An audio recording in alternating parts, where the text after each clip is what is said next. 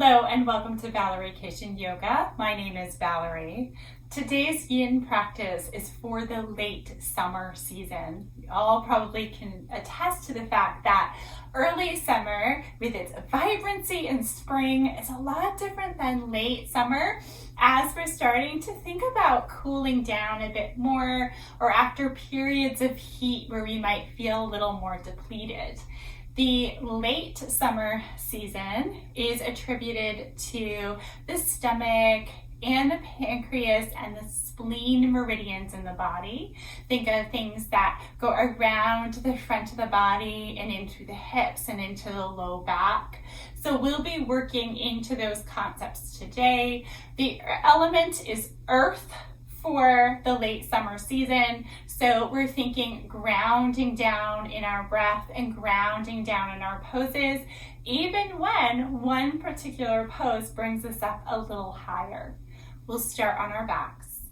So starting on your back with the knees bent, the feet at hip distance and the shoulders relaxed. You might also have a blanket, bolster, and a couple of blocks nearby if you might want to use that in your practice. We're coming into a supine child's pose, which means the knees are wide and the toes are together. We're lifting the legs up, drawing the knees apart, letting the hands rest above the knees or at the shins. Perhaps it's underneath the knees, if that would feel better for you. Sometimes I don't use my arms at all. I bring them down along my side and I just let the lower body get heavier toward the upper body. Each pose will hold today for 3 minutes. So getting used to being here.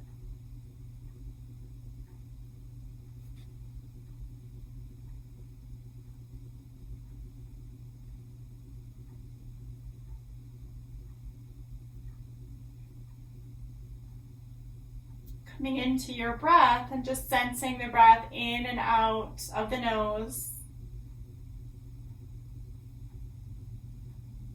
And directing the breath down into the belly space. In this pose, bringing in a bit of constriction into the lower belly, a broadening or widening into the back body. Allow for the upper body to relax downward.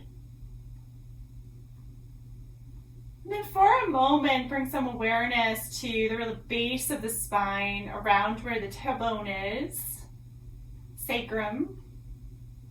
And check to see if you feel a sense of grounding there or not.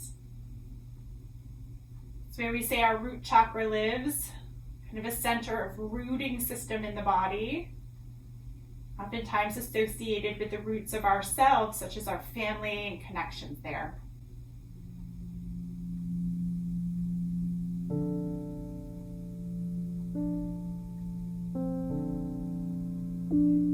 Continue to let things soften around the pose.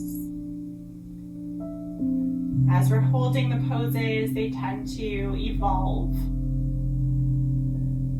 Sometimes getting a little bit more fierce the longer we're here, and then soothing out. So going through those waves that can happen in this style work.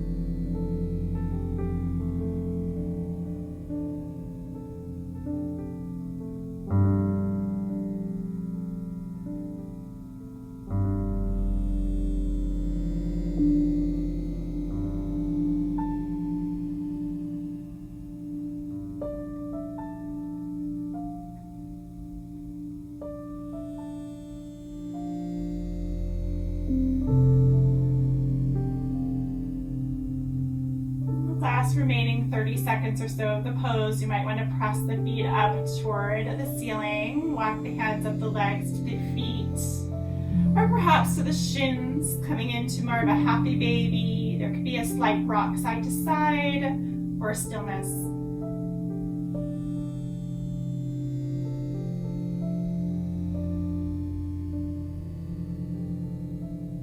Take 2 more full breaths. And then gently guide the feet back down. Bring the soles of the feet down as well. Perhaps you counter that with a big stretch. Full body stretch, arms and legs reaching in opposition.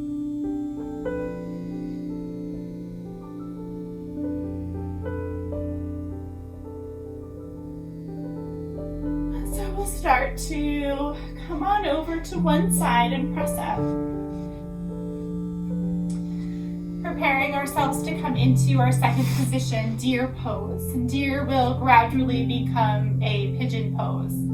So you might choose to sit on a blanket if you'd like to here, and I'll face the side of my mat, but you might face the front of your mat. So when we come to pigeon, you have your mat to support you. And a mat isn't essential to any practice. However, it might help with some of the connections that we have toward a space that we're working in. You're going to take your right leg back behind you, the sole of the left foot in front of you. Feel free to slide a blanket or a block underneath that left knee. Staying upright for a moment and just kind of sensing, getting a read as to how you're landing. This can sometimes bring a little bit more torque to the hip, so maybe more support under the seat if that's the case. And then from here, you can walk the hands forward and then over to the left side. Some students go just slightly, some with more mobility will walk all the way to the left, coming into more of a rotation, then lowering down. So choose what works for you. You can stay high, or you can allow for forearms, or perhaps even forehead to lower down. Trying to remind yourself that this is a pose we are holding on each side for 3 minutes. So you may take it easy, you may take it slow, just gradually releasing in the pose. And whereas there's not necessarily an edge to be found in a yin style practice, there is the possibility that deepening will make it a little less likely we can release in some areas that are holding. So coming into about 60% effort.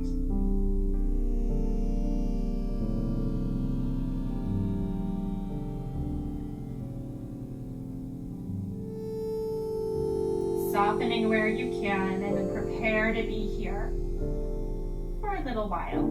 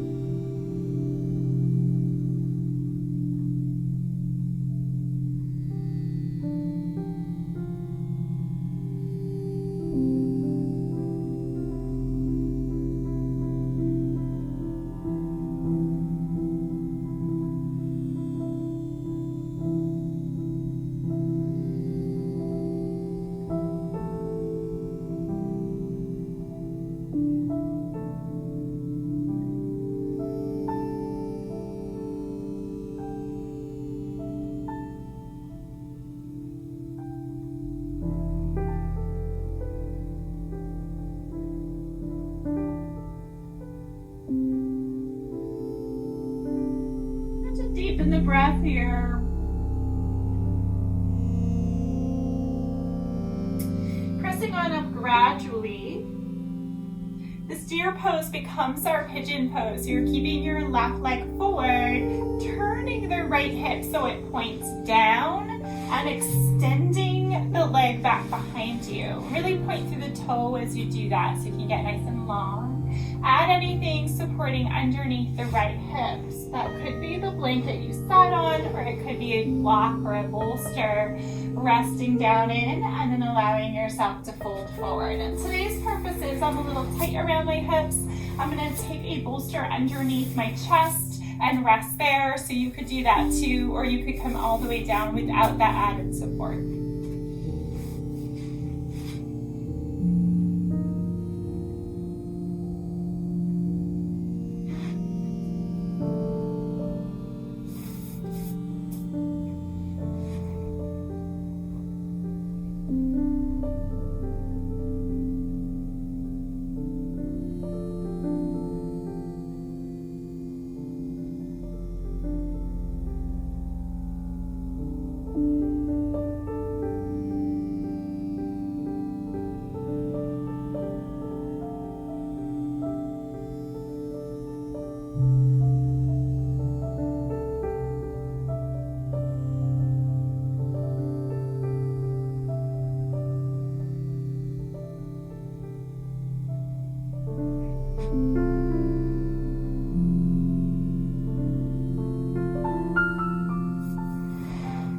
Anytime the pose becomes more intense than you anticipated, always know that you can come out of the pose a lot or a little, best supporting your work.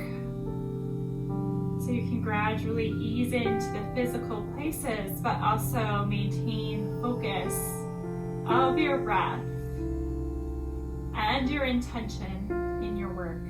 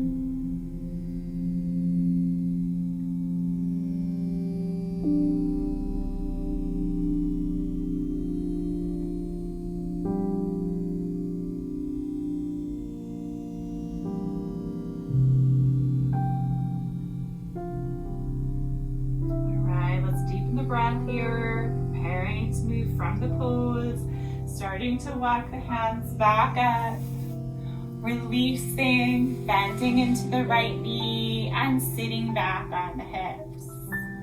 And before we come to the other side, extend the legs out long. You can lay back on your back to extend the legs, so you might bring the hands in back of you and just lift the hips up and then lower them down a couple of times, just releasing the front of the hip here in that hip crease.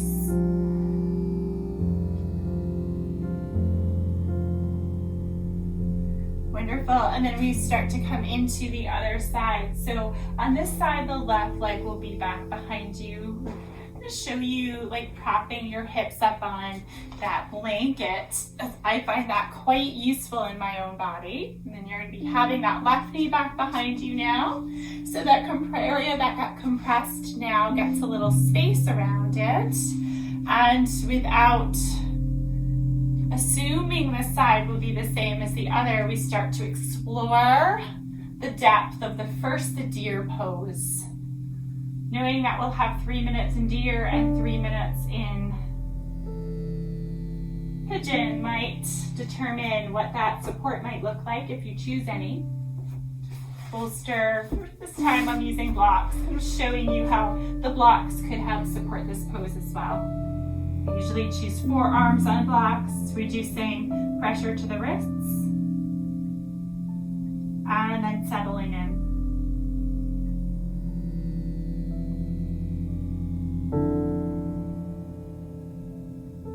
As you settle in, the breath is a focal point to the work, allowing for the physicality to melt around that breath. Part of that melting might be that left hip getting heavier down to the mat without force. Softening in the places that can soften and are responsive to releasing. Your breath is like a soft wave, gentle ocean waves.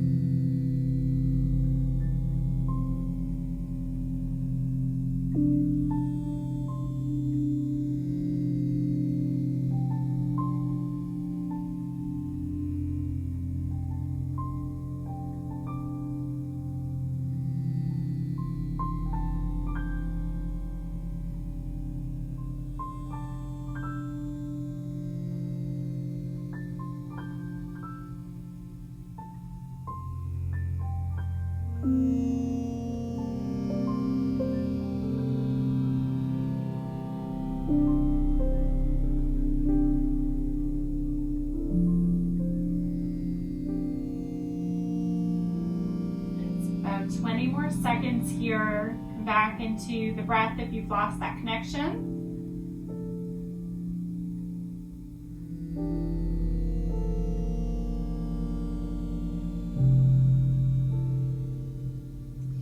Preparing to come out of this pose, take your time as you cross on up from it. We'll come directly into that pigeon pose on this side. Again, you could be using blocks or bolster under your forearms if you'd like. You can lower all the way down. And so we tip the left hip forward and down this time, extending into the left leg. Walk that foot back. Let your hips get heavy and downward.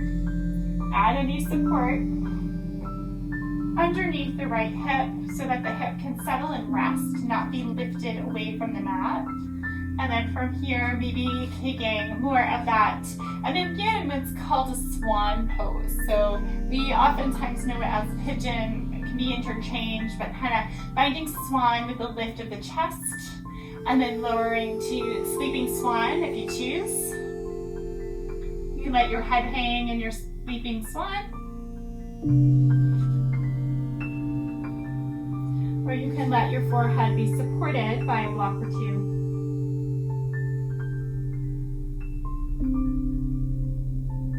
And whereas my heel comes really close to that front of the left hip, your shin could be more parallel to the top of your mat as well. So you're finding just the degree of flexion that's right for you.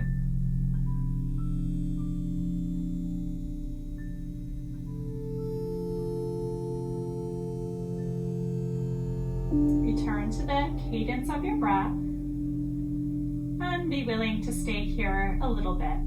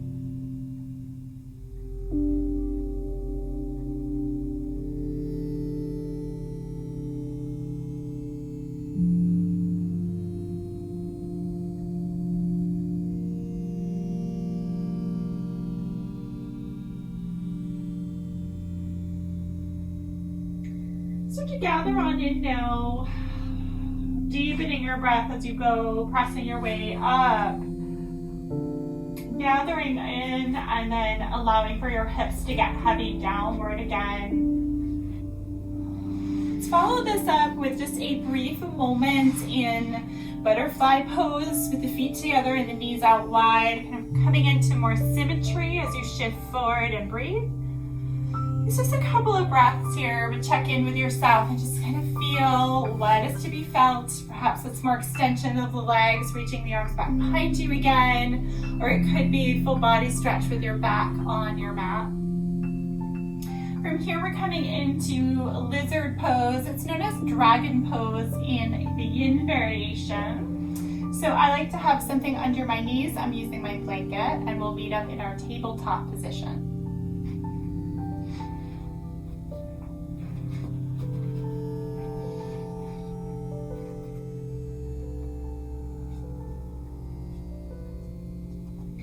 Now, dragon pose might be one where you have blocks on either side of your mat to support you in a couple of different ways that I can show you. We'll start with the right foot forward, hands on your mat or hands on blocks.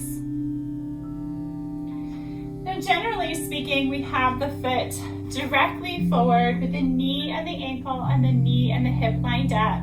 Sometimes students prefer to open that leg out a little bit because the constriction around the hip is a lot.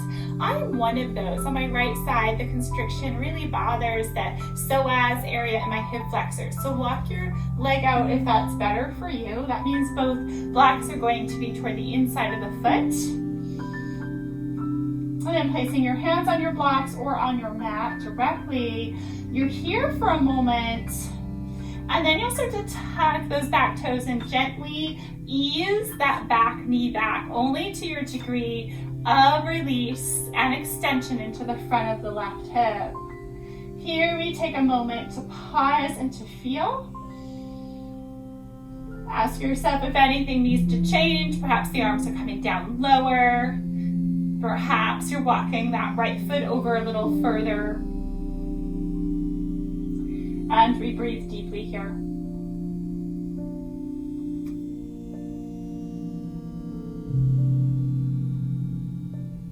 Because this pose is a little more elevated, I'm putting a little bit more pressure into the hips. You want to make sure that the breath is very full. I will be taking 3 variations of this, so you'll have just a minute in each. So knowing that each pose isn't 3 minutes sometimes is helpful to be able to stay in it and stay with me.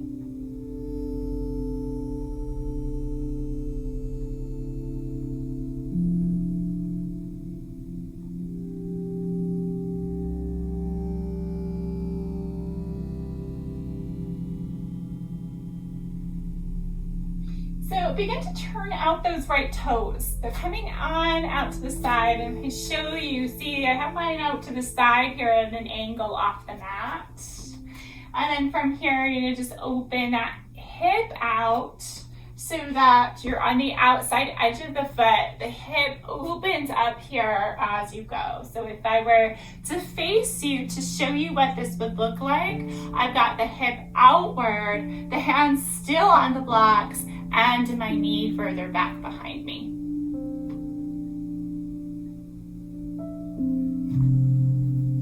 And anytime we change the orientation of the hip, it might be an invitation to change the orientation of the hands as well. Just finding out what works for you in this.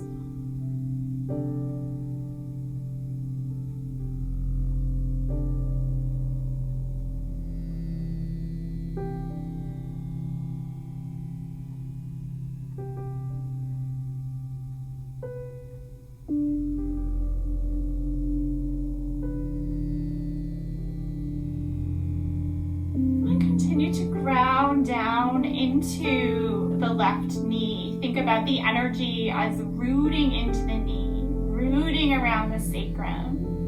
And the upper body is being supported by that rooting system. From here, you're going to take that left arm out wide. Start to bring weight into the left arm. Reach the right arm up and back. You can keep just reaching the hand back, or you can place the hand at the hip or back behind you. I tend to choose the hip here, as the right side of my body is a bit stiffer. So if you find stiffness or pushback, supporting the body is ultimately what we want to do.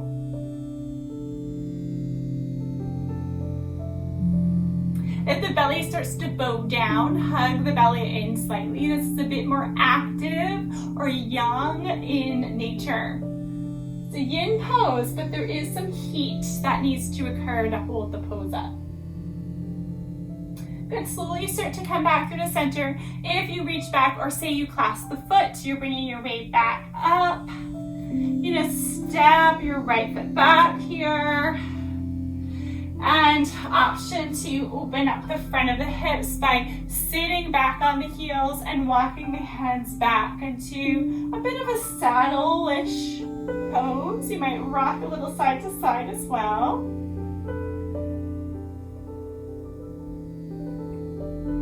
And then let's come back up for the other side. So this side will be the left foot stepping forward, either wide or in between the blocks. It does not have to match what you did on the other side.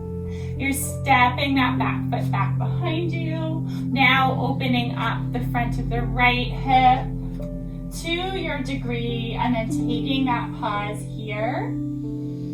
Really opening up. Of course, you can always open that hip up further if you want to, with both hands toward the inside of that foot. And I have my hands on high blocks. You can certainly have your hands down lower. You can have them on lowered blocks or all the way down to the mat. Some students are on forearms in this.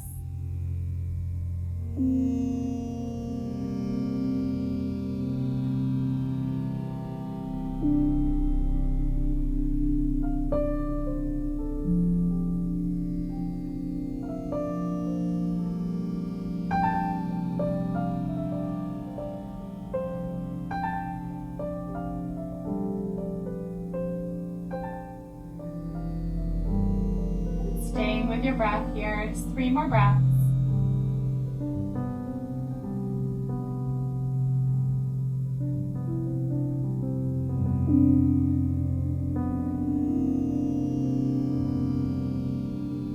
Good. Slightly adjust the hips, turn out the foot, the knee is wide, and then readjust the hips as we come into a bit of a winged variation of our dragon. Winging the leg out.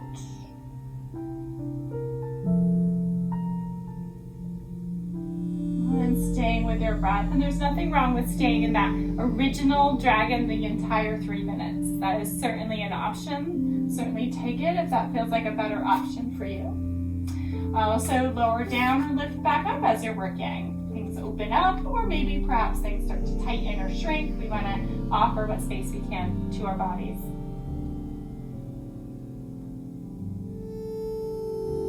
And just a few more breaths here.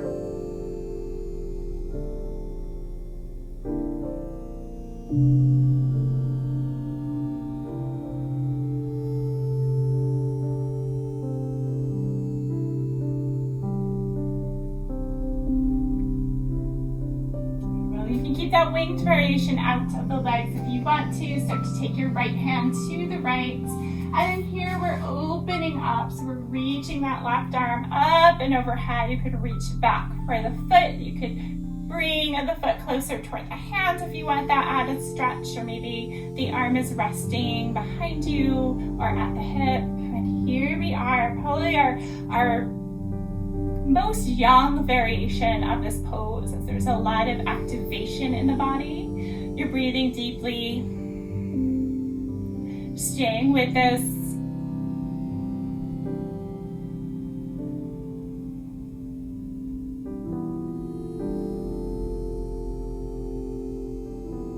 And rotate the ribs a bit more if you'd like. We've got 2 more breaths. Slowly release back to center. Take your time to unwind the pose. There could be some rebound effects from being here for as long as we were. You're stepping your foot back. Let's take a moment in a child's pose this time around, just for low back consideration.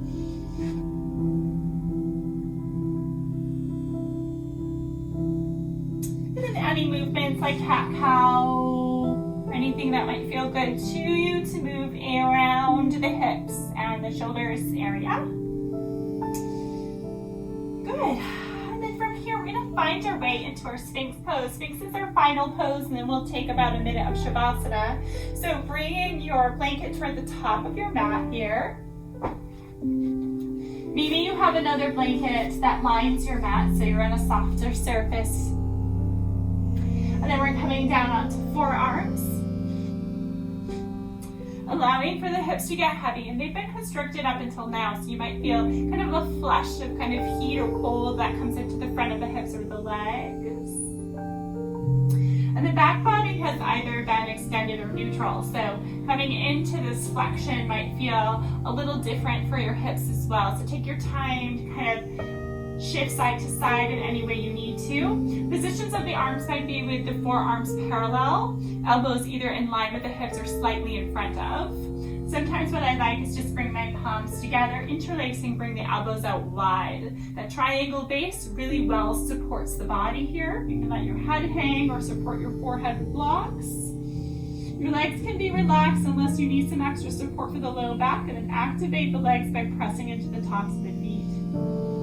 Here for our final 3 minutes. Breathing deeply, allow for the front body to release.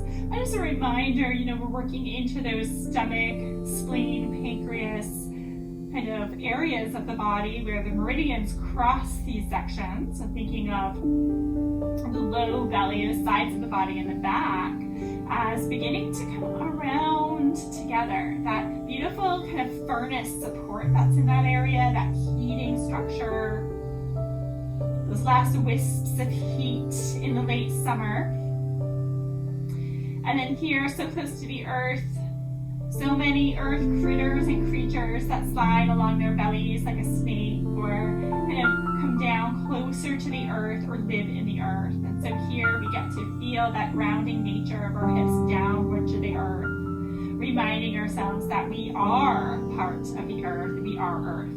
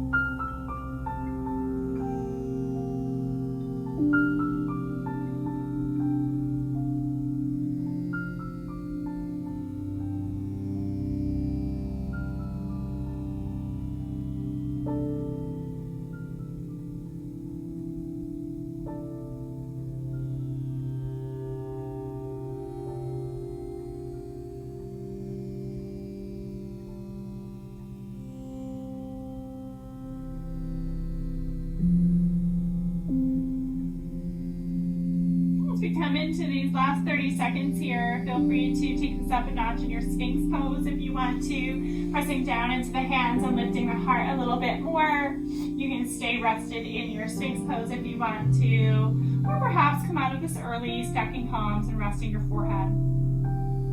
2 more breaths.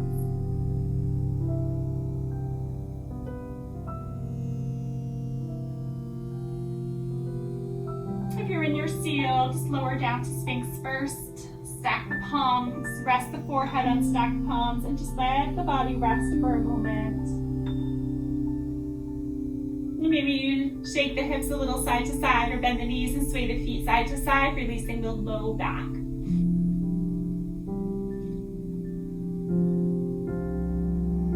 Think of your body as a crepe, just kind of slowly turning over. You could be on or off your mat at this point. And then coming into Shavasana, and if that Sphinx pose or any of those poses created tension around the back and the low back, as often can be the case, add a bolster underneath the knees as you come into your Shavasana. Support the head and upper body.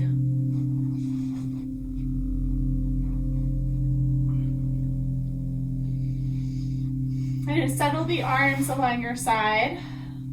Settle in here for rest. And we'll take about a minute or so together. And if you want to further this or take more time for rest, you can feel free absolutely to stay and to be.